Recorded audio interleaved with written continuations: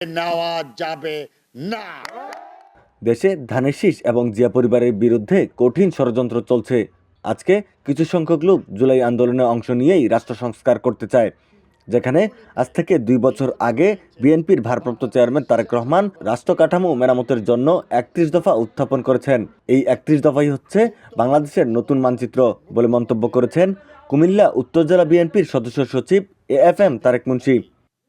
দেশে ষড়যন্ত্র চলছে, ধানের শীষের উপরে তারেক রহমানের প্রতি, তারেক জিয়াউর রহমানের বিরুদ্ধে, জিয়া পরিবারের বিরুদ্ধে ষড়যন্ত্র চলছে, কঠিন ষড়যন্ত্র চলছে, আপনারা জানেন।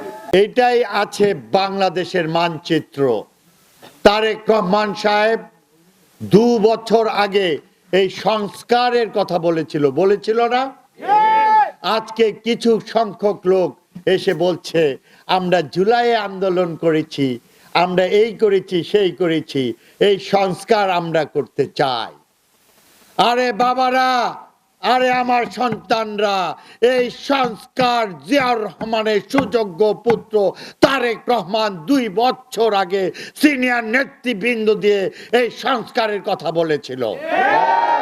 তিনি বলেন 31 দফার মাধ্যমে রাষ্ট্র কাঠামো তৈরির জন্য যে সকল সংস্কার প্রয়োজন তা আমি বা তারেক রহমানের একার পক্ষে সম্ভব নয়।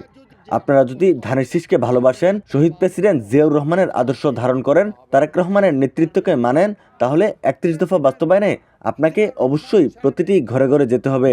উনি 31 দফার যে সংস্কার রাষ্ট্র কাঠামো তৈরি করার জন্য তারেক রহমান সাহেবের নির্দেশ, এই রিফলেট, এই সংস্কারের কাগজ দিয়ে আমরা প্রতিটি ঘরে ঘরে যেতে হবে।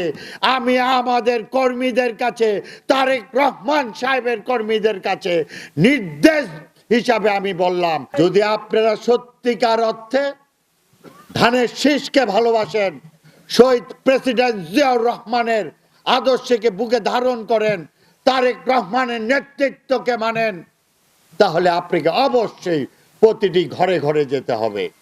মঙ্গলবার বিকেলে দেবিদ্বার উপজেলার 7 নং এলাহাবাদ ইউনিয়ন বিএনপির আয়োজিত কর্মী সম্মেলনে এসব কথা বলেন তারেক মুন্সি। এবার নির্বাচনে দেশের প্রতিটি মানুষ ভোট দিতে পারবে, সন্ত্রাসী কার্যক্রম, হুন্ডা গুন্ডা দিয়ে কেউ রেহাই পাবে না মন্তব্য করে তারেক মুন্সি বলেন, সামনে কঠিন সময় আসছে, আপনারা অবহেলা না করে তারেক রহমানের সুস্পষ্ট বক্তব্য এবং ওনাকে বোঝার চেষ্টা করুন। আর যারা তারেক রহমানের নির্দেশ বুঝবে না, তাদের বিএনপি করার কোনো অধিকার নাই। কঠিন সময় আসতেছে ভাইরা আমার, দয়া করে অবহেলা না করে তারেক রহমান সাহেব উনার সুস্পষ্ট বক্তব্য, উনাকে বোঝার চেষ্টা করেন। যারা তারেক রহমান সাহেবের নির্দেশ বুঝবেন না, তাদের বিএনপি করার কোনো অধিকার নাই। তিনি বলেন, বিগত 17 বছর খুনি হাসিনার অত্যাচারের বিরুদ্ধে যুদ্ধ সংগ্রাম করে লাখ লাখ মানুষ আহত হয়েছে, গুম খুন হয়েছে হাজার হাজার মানুষ।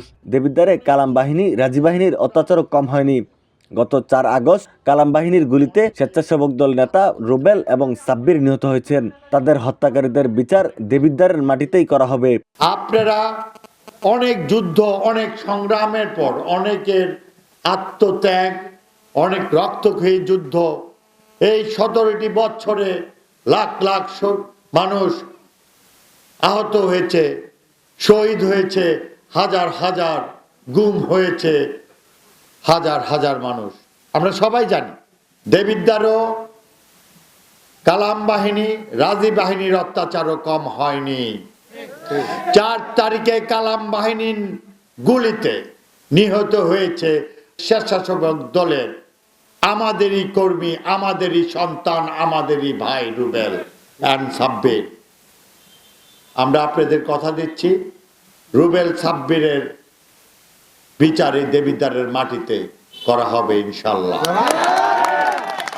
দেবিদ্বার উপজেলার ফুলতলী উচ্চ বিদ্যালয় মাঠে 7 নং এলাহাবাদ ইউনিয়নের 7, 8 ও 9 নং ওয়ার্ড বিএনপির আয়োজিত কর্মী সম্মেলনে ইউনিয়ন বিএনপির সভাপতি মোহাম্মদ আবু মুসা সরকারের সভাপতিত্বে বিশেষ অতিথি হিসাবে উপস্থিত ছিলেন উপজেলা বিএনপির আহ্বায়ক গিয়াসউদ্দিন, সদস্য সচিব কাজী মাসুদ হাসান, পৌর বিএনপির আহ্বায়ক ভিপি মাহফুজ, সদস্য সচিব আব্দুল আলিম পাঠান, কুমিল্লা উত্তর জেলা যুবদলের সাধারণ সম্পাদক রেজাউল করিম শাহিন, উপজেলা যুবদলের সভাপতি নুরুজ্জামান, পৌর যুবদলের সভাপতি শাহজামান মুন্সি, কুমিল্লা উত্তর জেলা ছাত্রদলের সদস্য সচিব মাহমুদুল হাসান তানিম সহ স্থানীয় নেতাকর্মীরা উপস্থিত ছিলেন। আমি অনুরোধ করব মেহেদী হাসান রিয়াদ, ভিউডি বাংলা, কুমিল্লা। সেক্রেটারি যারাই আছেন আমাকে নিয়ে চলুন, আমি প্রতিটি ঘরে ঘরে যেতে চাই। আমরা তারেক রহমান সাহেবের 31 দফা ছড়িয়ে দিতে চাই।